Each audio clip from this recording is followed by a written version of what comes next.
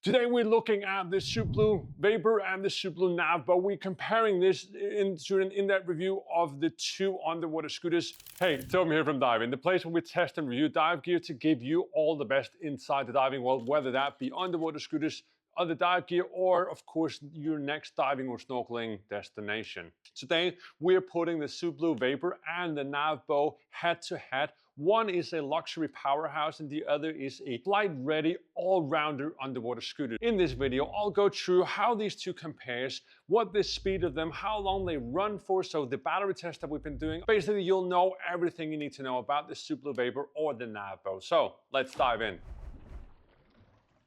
Here at Divein, we give a lot of our gear away as well, and in this video, I'm giving away a Sublue White Shark Mix underwater scooter. So, at some point in this video, I'll let you know how you can get your hands on this underwater scooter, so make sure you watch the whole thing. So first impressions, when you unbox the Vapor, you get a high-end glossary product. You open up the big styrofoam box it comes in, that's really good at protecting it. You pull up this one, it's heavy, it feels like a serious piece of underwater scooter. I think it's the heaviest one I've tested so far. And you can really feel that it's premium. It has this nice large screen, big compartment for the battery, really big battery as well. You have all your accessories inside the box, well and protected. Same thing when you look at the Navbow, it's in a gray styrofoam, not as big as the Vapor's box. It has two openings, so one for the charging or the battery compartments, and on the other side you open that one up and then you have the scooter and all the other accessories, extra weights, a lanyard and so on. And for the Navbow, you got this lightweight feel to it. It's not as heavy. Still, it has a nice shape of it, so it feels like, or it looks like a fun thing. Now let's talk about the speed, because this is where the numbers really tells the story. So the Vapor is the fastest single engine scooter that we tested so far. It got serious power, strong pull, even for a bigger person like me. So we tested it in our 25-meter pool. I'm a rather large person, 95 kilos, 220 pounds. And then my son Carl, age of 10, 40 kilos. When we look at the numbers in gear one, so it has three gear settings. In gear one, I did the 25 meters in 21.5 seconds. In gear two, I did it in 18.2 seconds. And in gear three, I did it in 15.5 seconds. That's super fast. Carl, he did gear one, 18.5 seconds. Gear two, 14.75 seconds. And gear three, he did that in 13 seconds. As I mentioned in the beginning, 13 seconds. That's the fastest runtime we've ever done for one of these underwater scooters, and this is impressive. When you're in the water with this one, you just feel the speed. When you're in the water, when you're running this one, it's so fast, it's so amazing. So the Vapor is really a powerhouse of an underwater scooter. But the Navbow did not underperform as well. So when we tested, it has three speed modes. So it has free, sports, and turbo.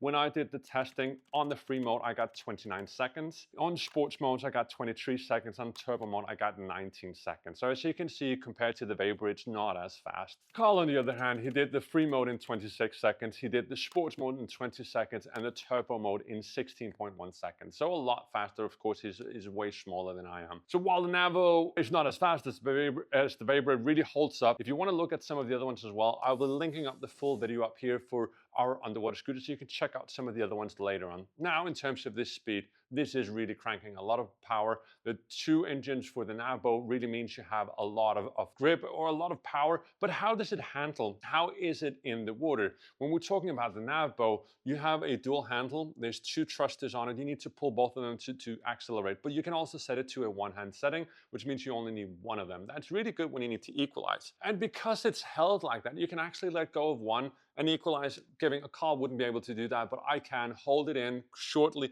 without turning too much. The thing is, if you let go, you go one direction. I can do that by holding on firm grip and then equalizing. Carl can't do that. In terms of navigating underwater, the Navbow has this arrow-like shape, which means you pull up or down, it reacts straight away, and you can really get a flying feeling that's in the pool when you're out snorkeling with this. When you really feel like you're gliding around, that's a fantastic feeling to have in the water. I really love that, kind of this Superman feeling flying around. When we look at the Vapor, it's so much more powerful. Even though it has all this power, as soon as you hold on both handles, you can still do turns. You can maneuver with it. You stop, and you stop quite fast as well. In terms of safety, that's really nice that it doesn't continue long after you stop running. And even Carl, at the age of 10, can control the Vapor without any issues. He could do spins, do turns, sharp turns in the pool when he's at the end, no problems. steering this one, even with all the power that it's packing. Keep in mind, Carl has been using underwater scooters more than most people, in fact, because he does test a lot with me. But still, he was able to pull all of this power and control that. Battery test, and when we're talking about this, because that's super important, how long are you getting in the water with these scooters? We ran the Vapor in the tub and we got 30 minutes and 15 seconds on one run in full speed. That was from 100 to 0 all the way down. That's a long time compared to the power it's packing. When we're using that one, we get between 22 to 30 minutes when we're using that one. So when it's pulling someone, it's not the same as a shield test. We do get less time than what we got in the test. But the test really shows what the battery can do and how powerful, how big this battery is. When we look at the Navbow, in our test, we got 21 minutes. So that's less than what they promised, but again, in full speed running, and we don't run in the slower speeds. So that will give, I'm sure if you run lower speeds, you'll get the 60 minutes. So both batteries are promising what Sublue is stating, and you really get a lot of power. And because of the speeds are so high, you do get a lot. Let's talk about how they actually act. How can you use them? So in terms of buoyancy, how are they acting in the water? Do they float? Do they sink? Both of these underwater scooters are positively buoyant. That's not common for the smaller underwater scooters that we usually test, which means if you drop them, it will slowly go to the surface. For the Navbow, you get in the box an adjustable weight. So when you put that on, it becomes quite near neutral, which means you can use it for scuba diving or you can use it underwater. I like the slight positive buoyant when I'm playing around snorkeling or the kids are using it, because if they let go, it will go up. For the Vapor, that's the same thing. It's slightly positive buoyant. And you can adjust it for diving by just putting on a small carabiner. It doesn't require more than just that weight, and that will make it neutral buoyant as well. So that's a good tip for that. In terms of the screen, the really big screen on the Vapor, that's really one of the things that Carl is highlighting as one of his big favorites. So you got a lot of data on that one. You got your speed gear setting, you got battery remaining, and then you have a compass in the middle that's also showing tilt headings. It also shows depth and then a temperature. So that's a lot of data to put on a screen, and to be honest, Carl saw it as way more fun than I think I did. I liked it, but for me, it's more a gadget. He loved playing around and kind of feeling like he was a submarine or something like that. In terms of the Navbow, it has a lot less data, but it's basically showing you your speed setting and your remaining battery, but on a really clear OLED screen that sits in front of the scooter, which means you have to pull it down a bit to look down straight at it, but it shows really nice and really clear reading. That's a good sign, something we sometimes are missing with some of these underwater scooters. Now, if I put them side by side, basically, the Vapor is the fastest underwater scooter we tested, and it has so much power, you can't believe it. The Navbow is more it's not slow, but it's definitely more the travel-friendly opponent to that. It has good speeds because it has the two thrusters. That really gives a lot. Buoyancy, they're both slightly positive buoyant, so that doesn't affect that much of either, and you can make them, both of them, neutral buoyant, meaning they will stay neutral in the water, not sink or float. Travel-wise, the Vapor is not travel-friendly. The battery is too big to travel or to fly with, which means you have to move it by land or on boats. The Navbow, on the other hand, is flight safe, so you can bring the battery. Just make sure you bring it on your carry-on or in your carry-on luggage. You cannot check it in. Battery-wise, I think both held up way more. The Vapor with 30 minutes in our test, and the Navbow with 21 minutes. That's more than a lot of other underwater scooters we tested, and definitely a lot when you're considering that you're being pulled in this speed, considering how tired you're going to be afterwards. And if you want more power or longer run time, to slow down the speed, and you get plenty. The Vapor comes in around 19 pounds or 8.6 kilos, which means you can carry it, but it is heavy to have on land. The Navbow, on the other hand, is 10 pounds and 4.5 kilos. So it's a lot easier to handle on land as well, where the Vapor is a bit heavy. Price-wise, the cost of the Vapor comes in around $3,000, depending on where you're looking at, and that's steep. The Navbow, on the other hand, is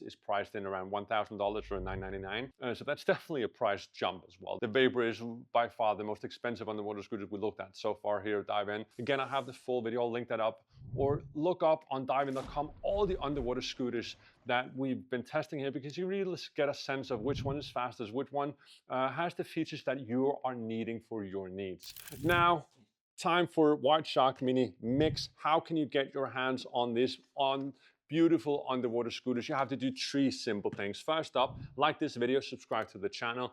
Again, it's a White Shark mix that's in this giveaway. Second, in the comments below, tell us which of these underwater scooters you would prefer. Is it the Vapor or the Navbow, and why? Last but not least, in the description below, there's a link to our newsletter. Sign up for that because it's in the newsletter that will announce who won out of the comments. So make sure you read the emails as well. That's all I had for this review of the Sublue Vapor and Navbow.